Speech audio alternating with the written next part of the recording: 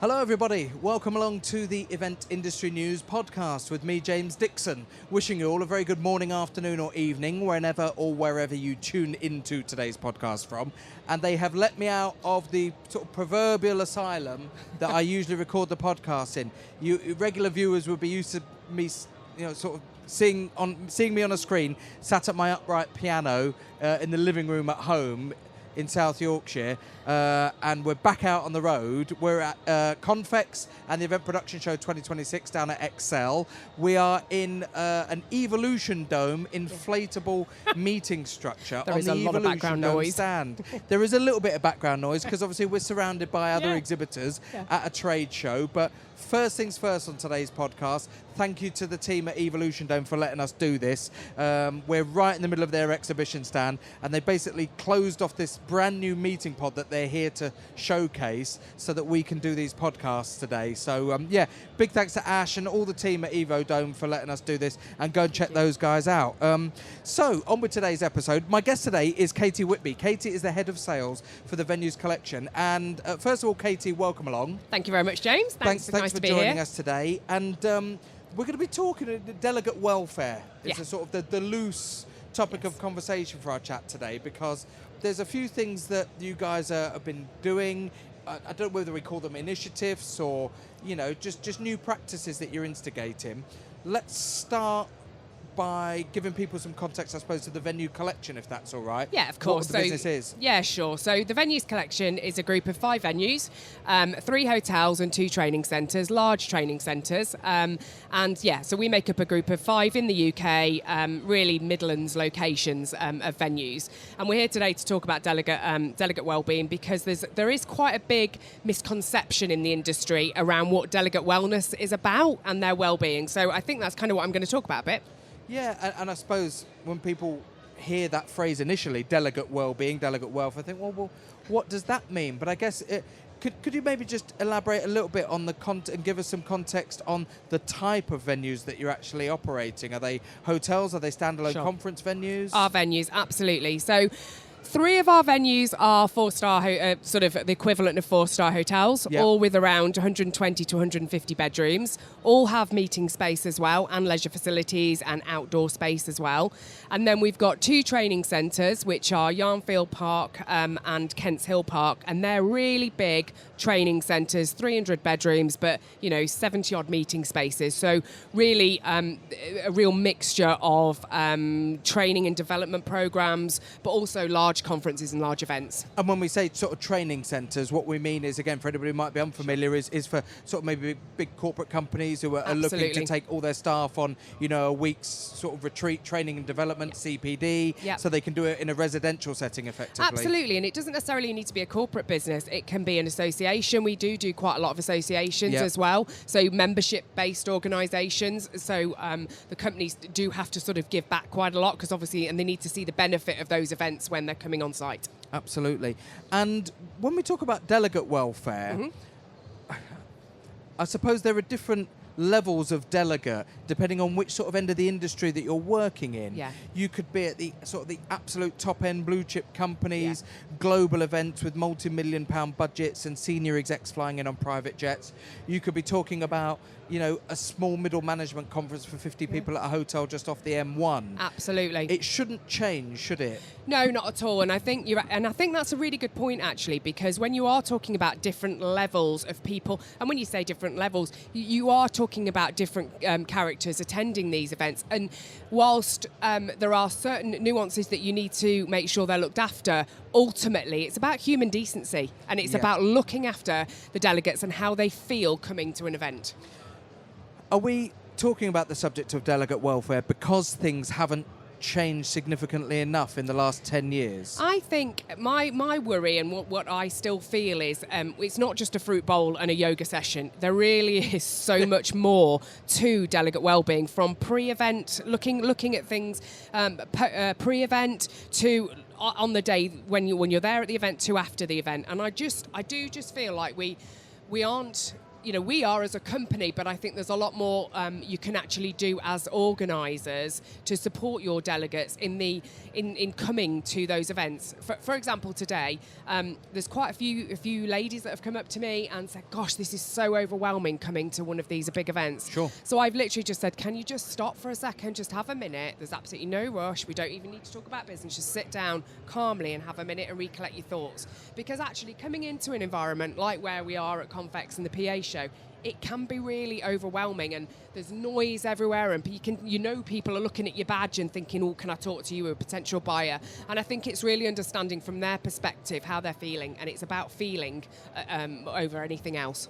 And of course, when we look at a delegate in any shape, form, size of event, sure, regardless of the nature of the event that they're attending, they've stepped away from their normal day-to-day sort of work responsibilities or work routine in order to go to an event. They have. And so that is not just an opportunity for them to learn about their business, but it's an opportunity to literally take a step back from their day-to-day practices. Totally. And you've got an opportunity there to not so much educate, but to maybe give them a little bit of a break as well. Absolutely, and I think that's really important. And I think one of the key elements of organising an event is giving your delegates time to think. And I think that's really important. And I think sometimes we end up doing, we see some agendas that are 12-hour long agendas, because we're taking them out of the office and we've got to see value for money and ROI. And actually, what they do, I just laugh at the term. I love the term ROI. ROI, what are we going to get out of these delegates? But actually, is it, going back to the very beginning, what is the content of the event you're organising? Because actually, if you're organising an event just to communicate information, why? Actually, you can just do that over Teams. Actually, bringing them to an event is about engaging. It's about bringing the focus back to them and bringing collaboration and teamwork together, not just literally bang, bang, bang, bang, bang, this is your information, this is what you've got to take away with you, and this is how we're going to get ROI on this event. It's actually, spending time with them, talking to them. It's the ad hoc conversations over coffee or on a wellness walk that, we do at the Venues Collection. We do, we encourage you to go out at lunchtime and go and have a walk, because actually those conversations that are done, those ad hoc conversations, are a little bit like the ones that are done at, over a photocopier, but because we're all working from home now, it doesn't happen as much. You're the Venues Collection. We are. You are the venue. Why aren't the clients who are delivering the events in your venues leading this sort of conversation? Why aren't they? I think if I'm honest, it's expectation, pressure. I think there's the pressure of when, budget restraints. So, you've got a certain budget that you've got to adhere to, and actually we've got this money. We want to do a meetup, but we need to really make sure that we've got everything covered. And, you can have everything covered. Just trying to think, we do have a lot of learning and development companies that come and, but a lot of our customers that come use our venues for the outdoor space. So actually, we're probably seeing more people using our outdoor space than ever before. Yeah.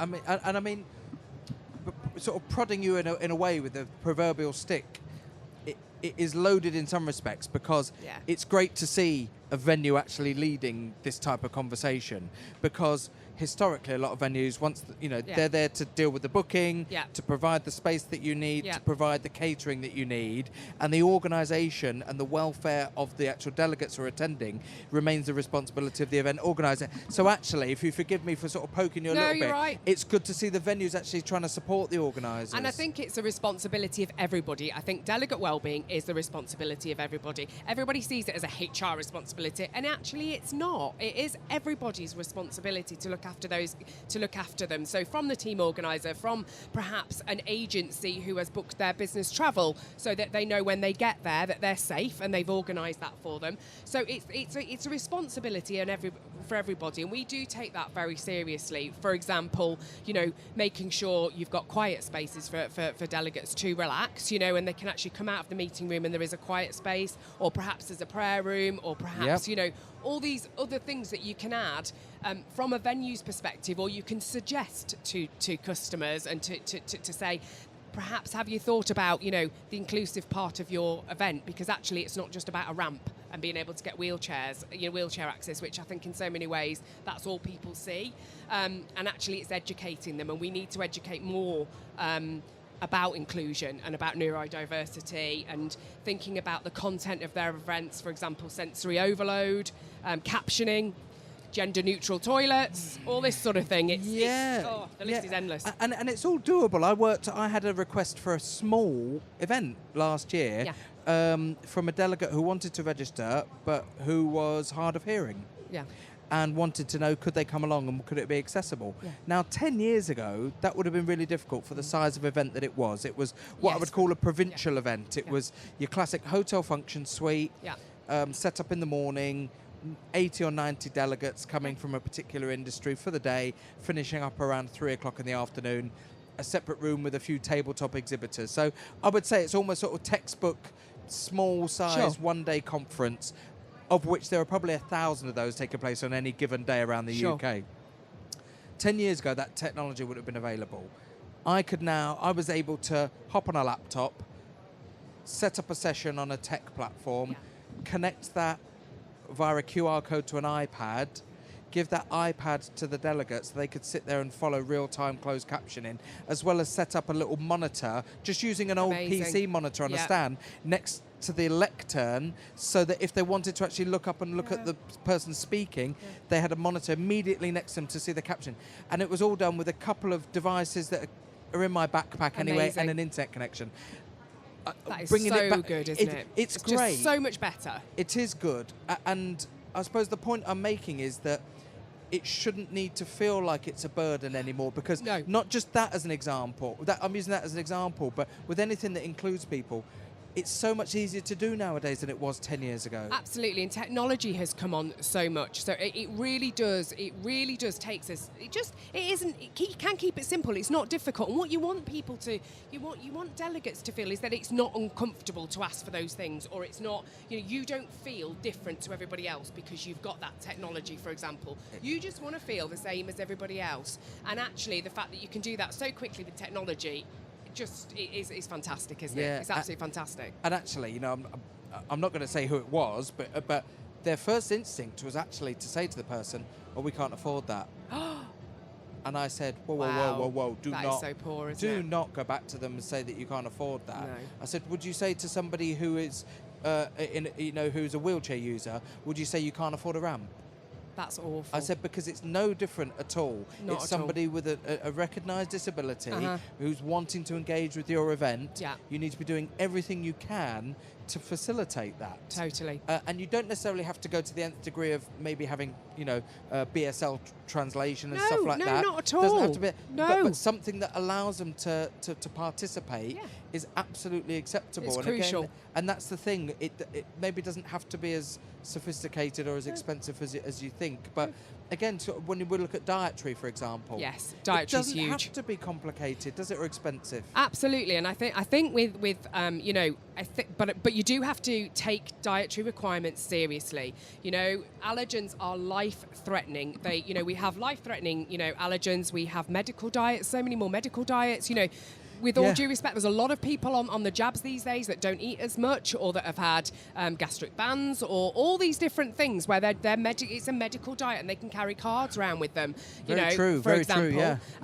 I mean, we've just launched actually we've just launched allergen kits. We're in partnership with Kit, right? Okay. Because 2.5 million people in the UK are living with a diagnosed allergy, and half of these people don't actually carry the injections with them to support them. So in every one of our 5 venues, we now have an allergen kit. It's stored behind reception, and actually, if we do have a crisis while a delegate is on site, we are able to offer that allergen kit to them. I didn't know these things even existed, I'll be honest, until I read some of the notes and stuff that before we were meeting today, because we hear stories about defibrillators, for example. Sure. And there's been loads of sort of campaigns. You'll see sort of local pubs or village shops campaigning for defibrillators and raising money because they're so important now, and we know that they save lives. Yeah. Allergen kits, I didn't know was a thing that really existed at all. But when you hear it, you think, oh, well, of course, that just seems obvious. It just makes sense. And, And as part of Levy, who we are, obviously part of a large organisation, we take it so seriously, and you can't take a risk, and that's why it's so important to label the food. Even just a tiny microscopic bit of mayonnaise can send you into an anaphylactic shock. Yeah. And you just can't take that risk. It's so important. So it really reinforces our responsibility to our guests to look after them. Yeah, and when I mentioned the sort of subject of the dietary or delegate buffets don't have to be complicated, I was really looking at actually suggesting that the choices, the people who are meat free, vegan, dairy free, whatever, and it used to be that they get given there's your end down there. You're down that end of the buffet, and this is that's it. That's your little piece. It's so much better to see that venues now are thinking about it in a way that integrates everything together. Oh, totally. Because it is easier to do now. It is, and I mean, particularly part of the venues collection, we really focus on brain food and protein-rich food, and even the sustainability piece comes into it as well, because 50% of our food is plant-based. So therefore, we're reducing the emissions. You're increasing inclusivity, and also the allergen confusion in that whole piece. It just alleviates the risk. Because you are labelling it, etc. So it works. It really works. And the welfare aspect, it's good to see that. I know that there have been organisations involved in some of the bigger events for quite a few years now, promoting wellness and well-being and quiet spaces. And you talk about sort of the overwhelming nature of being in an event like this, and you are being bombarded, visually, mentally, from the moment you're walking through the door. Information the travel that overload. you come, and one thing I never like to underestimate is the fact that people are often walking into an event, and again, even the smaller ones, and they might have had an hour and a half's worth of travel to get there. Absolutely. They walk in, you give them a coffee, then tell them to sit down, and then tell them to listen to some really important person for an hour with a keynote speech. And I think that sometimes as well with the planning of events, sometimes the planning can be very archaic in terms of the structural thinking of how these days and events need to manifest themselves. I totally agree. And I think that's one of the benefits of perhaps instead of just having like a day's meeting, for example, is you do include residential, because actually if you stay over, you haven't got that rush, the travel pressures. You haven't got to rush. You can just get there calmly either the night before, or you can travel in your own time. And actually it gives you better mental bandwidth, because you're not panicking to get there and to get there on time. And actually your sort of cognitive energy can be used in other ways, and actually you can have had a meeting in the morning or a catch up in the morning over breakfast, and actually then you've had that internal sort of networking piece, and then you can come into the meeting calm, no stress, and actually you've already had a coffee earlier on, and actually you're ready to take on the day. But I do think there is definitely an element of you do need to think about the content and the amount of breaks that you have, and all that, because actually really everybody's concentrating. You only have 20-minute concentration. I can't concentrate for anything over 20 minutes, so you've lost me. Why do you think these are? Yeah. Why do you think we reduced the podcast down? When we first started doing these, on a serious note, we thought, they've got to be an hour long. Wow. So we would, if you look back to some of the earliest episodes of this podcast, I might be there with 2 or 3 guests, and you can see me fighting for content, because I'm like, they've got to be an hour long. It took a couple of years to actually realise. Look at how people digest media now. They're watching videos and news clips that are only 60 seconds.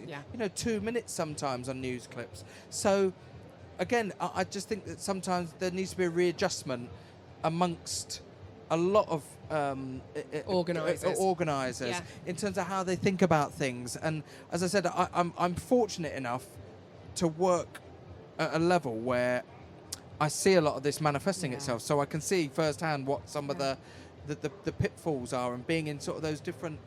I don't say it in any disparaging way, but I always say the bread and butter of the UK events industry is at that lower level. The really 10,000 small events that are taking place every day, not the 1 or 2 massive events that take place every year. And that's what we do a lot of them. And I think what you need to do as an event organizer in a venue is you need to become their trusted advisor. Yes. So when somebody comes in to talk to you about an event and they start talking about the agenda items and things, and I think that's where you add value as a because you are doing all those tens of thousands of events every week, and then you see people coming out absolutely drained and mentally exhausted, and actually really think about the content that you're wanting to get across in those events, because actually, and think about how you want that delegate to go away. How do you want them to go away thinking? Do you want them to go away feeling absolutely exhausted and drained? Or do you want them to be feeling energised and motivated? And actually just really think about the content that you're doing and how you're structuring the day. And that's where I think venues add value, and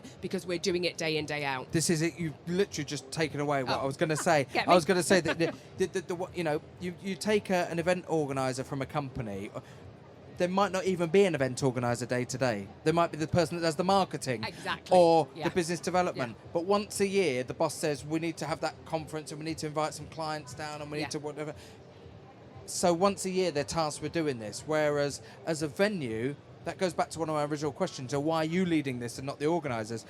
And it's because you're seeing it day in, day out. So you have the wealth of experience, the data to back it up.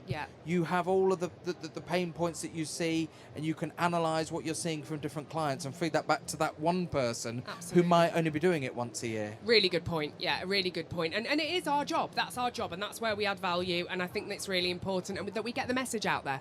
Yeah, absolutely. Right, let's get to nitty-gritty. If people want to find out about this, if people want to find out about Venues Collection, where do they go? How do they find you? www.thevenuescollection.co.uk, or you can find me on LinkedIn, Katie Whitby, just on LinkedIn, and come and talk to me. Fabulous. All over the socials as well. I think I had a quick Google. So hashtag, websites and everything now. I know that they're important, but in some respects are old hat, because who can't? As long as you go to the Venues Collection and you search for it on absolutely, something, we'll be there. You'll find the guys. Go and check them out. Learn about the venues that they've got. Have a little look at there's information, there's an article on Event Industry News about the allergen kits that we've touched on today in a little bit more detail. So if you want to find out a bit more, specifically about that, the article is on Event Industry News, and we may well put a link underneath the video of this, so that you've got a link to it. But my thanks to Katie Whitby, head of sales at the Venue Collection. Thanks as well to our friends at Evolution Dome. We are in their brand new meeting pod, and I say brand new, you might have seen their structures before, but this is unique in that it's surrounded on four sides with a proper door at the end opposite where I'm sat at the moment, and they've been kind enough to let us set up the podcast in this structure at their stand at Confex and the Event Production Show and the PA Show 2026. So thanks very much to Ash and all the team at Evo Dome for letting us do this, and thanks very much for tuning into the podcast. If you've been listening to this on your audio podcast platform, please do make sure that when you finish listening, you head over to eventindustrynews.com to watch the video versions of the podcast, and also to check out the A to Z supplier directory. If you work in the events industry and you're looking for a product, a supplier, a service, the chances are you will find it within the A to Z supplier directory on eventindustrynews.com. So please do go and check it out. Thanks very much to everybody for tuning in. Thanks very much again to Katie, and we'll see you on the next edition. Cheers, everybody.